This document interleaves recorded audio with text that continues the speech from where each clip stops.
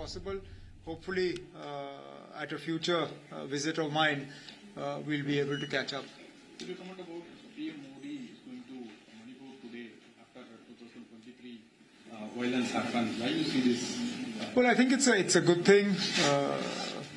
There's been a lot of commentary about the fact that Prime Minister Modi has avoided traveling to that part of the country, and particularly after the violence that broke out in 2023.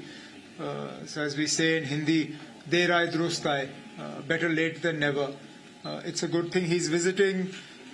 We hope that peace and calm is restored, and the differences between the two tribal communities, those are reduced to the point where people are able to live lives normally. Okay? So also, what do you think about the India versus Pakistan match? Because BCCI has agreed, however, political parties now saying it's not right for India to get against Pakistan following, especially the Pahalgam attack. But I think our problem has always been with bilateral cricket matches. I don't think we've ever had a problem with multilateral, part of large tournaments.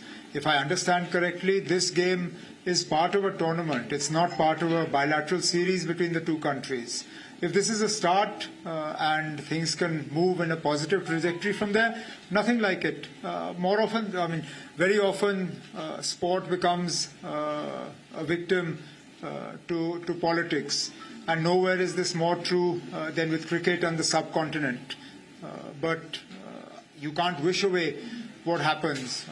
My part of the country has been the direct victim of this. More than 35 years of trouble, and this year we all saw what happened in Pahalgam. These are real concerns that we have, and you can't wish them away.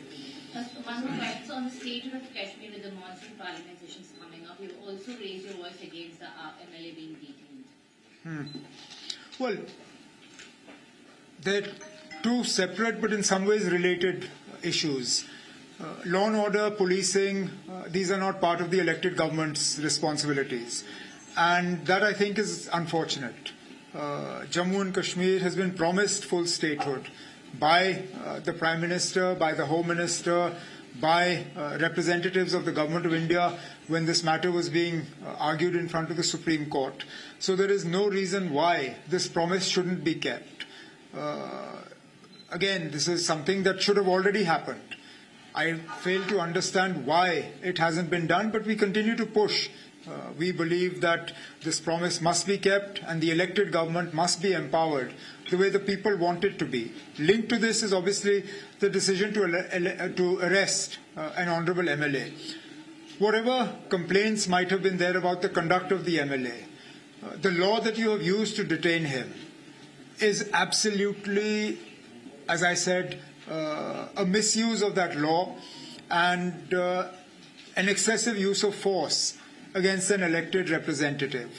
He should never have been arrested under this law, and the sooner he is released, by all means, if you have a complaint about his conduct, take it up with the Speaker of the Assembly. There are other ways to do it.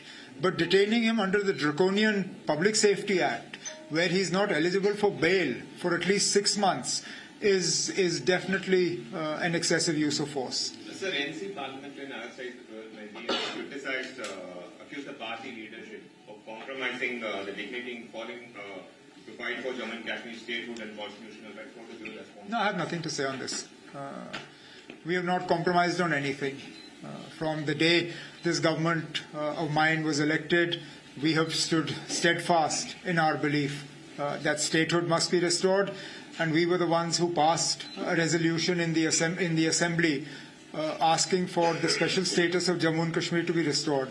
We are the last people who will compromise on a mandate that has been given to us by the people.